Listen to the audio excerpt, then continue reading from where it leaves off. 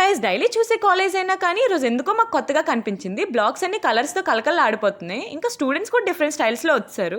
ఎప్పుడెప్పుడు వస్తుందా అనుకున్న ఫెస్ట్ అయితే వచ్చింది. పోనీ వచ్చిన ఫెస్ట్ అయినా 4-5 డేస్ ఉండొచ్చు కదా. 2 డేస్లోనే కలుమూసి తెరిచేలోపు అయిపోద్ది. వర్క్షాప్స్ అవి అయితే మినిమం 1 వీక్ ఉంటుంది. ఫెస్ట్ కూడా అలా ఉంటే బాగుంది అనిపిస్తుంది.